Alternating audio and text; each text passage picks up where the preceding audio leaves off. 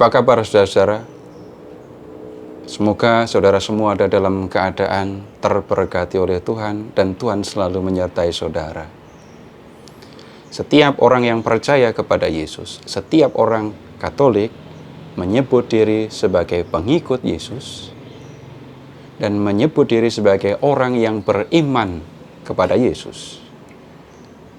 Pada kesempatan ini, saya akan mengajak saudara-saudara untuk melihat bagaimana kita beriman, dan kemudian kita akan melihat apa saja yang diperlukan oleh seorang yang beriman.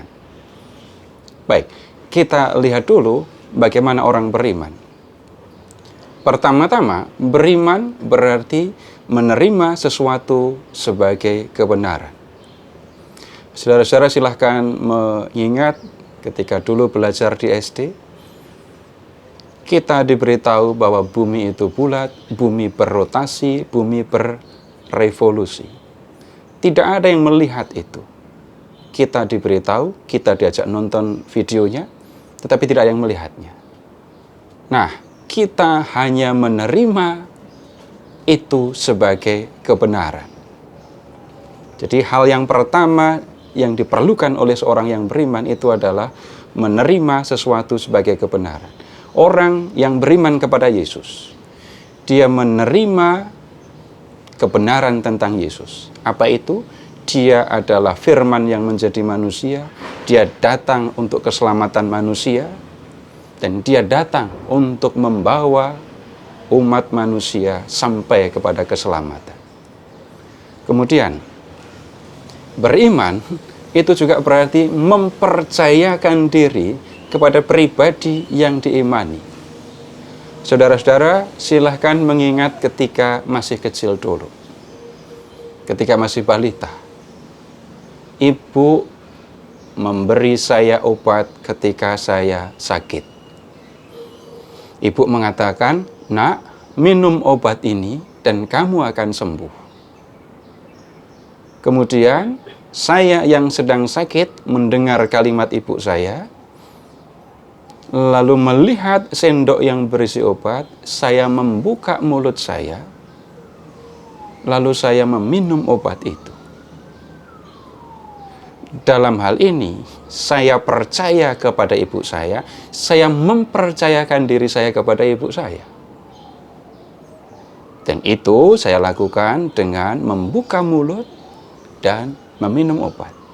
Nah, orang yang beriman kepada Yesus, dia mempercayakan dirinya kepada Yesus. Dia akan lakukan apa saja yang dikehendaki oleh Yesus.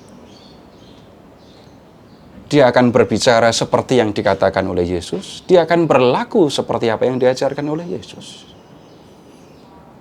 Ini hal yang pertama yang kita perlu perhatikan ketika kita bicara tentang beriman kepada Yesus.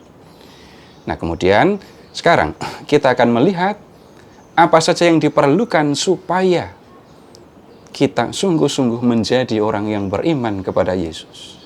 Ada 3 hal. Yang pertama itu adalah pengetahuan, kemudian yang kedua itu adalah karya kasih, dan yang ketiga itu adalah ibadah. Kita lihat dulu yang pertama, pengetahuan. Saya harus tahu siapa yang saya percaya. Saya mengikuti Yesus, maka saya harus memiliki pengetahuan tentang Yesus ini. Bagaimana mungkin saya percaya kepada pribadi yang tidak saya ketahui, kepada pribadi yang saya tidak kenal? Saudara-saudara, khususnya yang perempuan, silahkan membayangkan.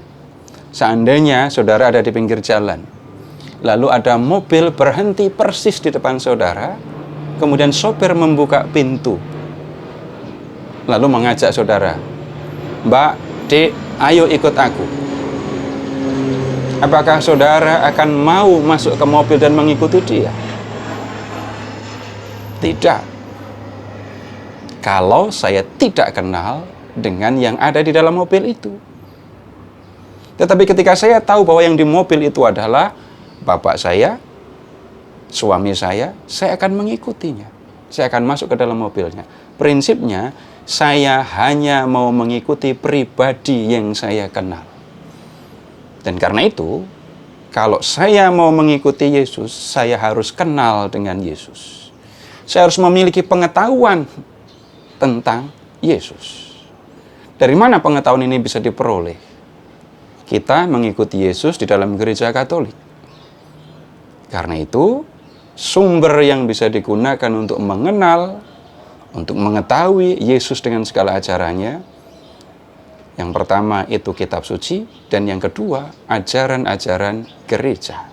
Kita memerlukan pengetahuan itu. Jangankan untuk mengikuti Yesus, jangankan untuk menjadi anggota gereja Katolik, untuk makan, untuk berjalan, untuk pergi ke satu tempat, untuk melakukan sesuatu, kita pun perlu pengetahuan. Tidak mungkin orang bisa menjalani kehidupan tanpa pengetahuan. Karena itu, untuk bisa menjadi seorang pengikut Yesus, saya harus mengerti, saya harus memiliki pengetahuan, khususnya tentang Tuhan Yesus dan tentang apa yang diajarkannya. Kemudian unsur yang kedua, supaya kita bisa memiliki iman yang sejati, iman yang sungguh-sungguh, kita memerlukan karya kasih. Kepercayaan kepada Yesus itu kemudian diungkapkan di dalam tindakan, dan tindakannya itu adalah karya kasih. Hal utama yang diajarkan oleh Yesus bukan hanya dengan kata-kata, melainkan juga dengan tindakannya adalah mengasihi manusia. Sehingga kalau orang mau mengikuti Yesus, tidak ada pilihan. Seperti Tuhan sudah mengasihi saya pun akan mengasihi sesama saya. Kemudian yang ketiga, ibadah. Orang yang percaya kepada Yesus akan membina relasi dengan Tuhan Yesus. Dan itu diwujudkan dengan ibadah. Ibadah ini bukan soal cara berdoa, tata urutan ketika melakukan upacara doa, bukan itu. Ibadah yang dimaksudkan itu adalah relasi pribadi antara saya dengan Tuhan yang saya percaya. Karena saya percaya kepada Yesus, karena saya mempercayakan hidup saya kepada Yesus, maka saya pun membina relasi dengan Yesus. Bagaimana itu bisa dilakukan? Kita seringkali mendengar atau menggunakan istilah doa. Tapi berdoa yang dimaksudkan bukan sekedar berbicara kepada Tuhan, melainkan berkomunikasi dan menikmati hubungan dengan Tuhan. Ketika berdoa, saya mengucapkan kata-kata kepada Tuhan, dan saya percaya Tuhan mendengarkan saya. Tetapi ada waktunya juga kita mendengarkan Tuhan berbicara. Bagaimana itu dilakukan? Saudara-saudara, silahkan mengingat ketika mengikuti perayaan Ekaristi. Setiap kali lektor selesai membacakan kitab suci, lektor akan mengatakan, demikianlah sabda Tuhan. Yang dibacakan oleh lektor itu adalah sabda Tuhan. Nah, kemudian kitab suci yang dibacakan itu berisi sabda Tuhan. Kalau kita mau mendengarkan Tuhan berbicara kepada kita, maka kita membuka kitab suci. Kemudian kita membacanya untuk bisa mengerti apa yang dikehendaki Tuhan, sekaligus untuk menikmati kebersamaan dengan Tuhan. Nah, ketiga unsur ini, pengetahuan, karya kasih, kemudian ibadah, ini berkaitan satu dengan yang lain.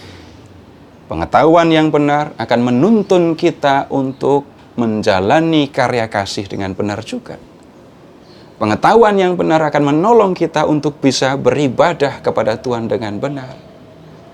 Tetapi karya kasih yang kita lakukan, kemudian ibadah yang kita lakukan, itu juga akan mendorong kita memiliki pengetahuan yang lebih dalam tentang Tuhan. Dengan memperhatikan bagaimana kita beriman dan memperhatikan unsur-unsur dalam iman, saya berharap saudara-saudara mendalami iman Katolik dengan lebih sungguh-sungguh, memperdalam, memperluas pengetahuan akan Tuhan dan kehendak-Nya. Dan dengan demikian, iman kita akan menjadi lebih dalam, lebih luas, dan Tuhan selalu menyertai kita. Terima kasih dan sampai jumpa lagi.